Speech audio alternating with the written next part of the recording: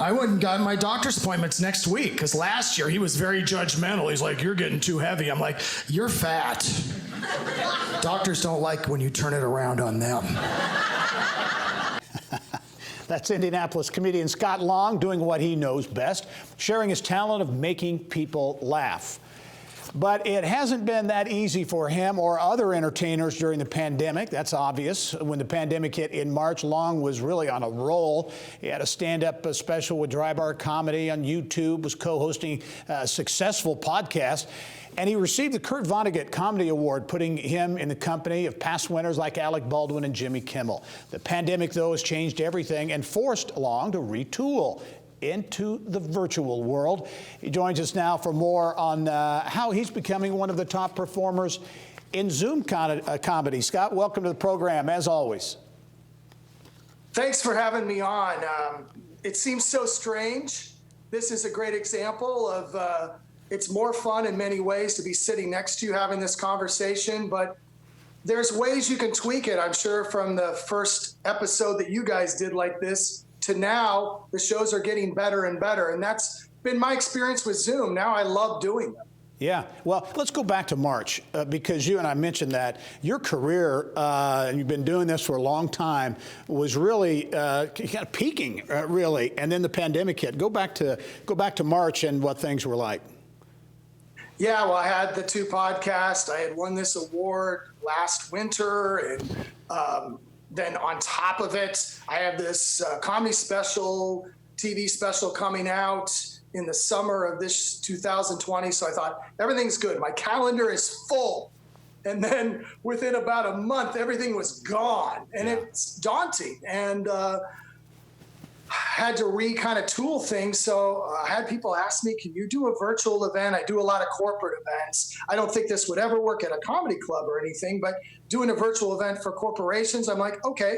So I figure you need to have a conversation like this, but you need to be prepared. So I would write like crazy. Like I'd ask all these questions about how the company had done and what was going on with the company and their competitors. And then I basically crafted a show for that company. All their employees are watching, and they all felt connected to it. And that's the great thing that I'm looking for right now.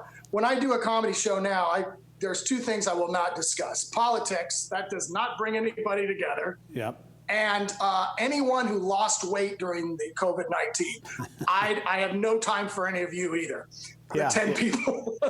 So I want to bring people together. So that's kind of what's been going on, and laughter does that. And so that's been really the exciting part. And I've learned how to do this to the point where, I don't know, I'm putting in my resume for the Indiana business when you take a week vacation. That's how things are going. I'll take a good close look at that one. Hey, but it's fascinating. So you've really retooled and kind of reinvented yourself, and it's forced others, I assume, in the entertainment business to do the same thing, and that can be a very daunting challenge.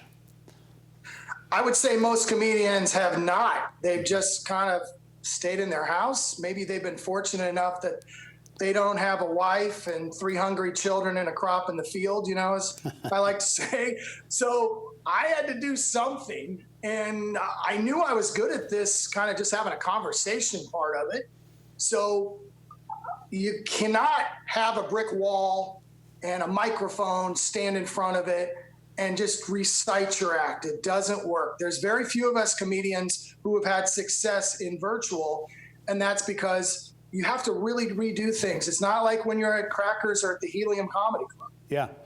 You only have about 30 seconds, Scott, but is virtual here to stay in the comedy world? Do you sense things will get back at some point, get back to normal? I think it's going to take a while for people to trust themselves.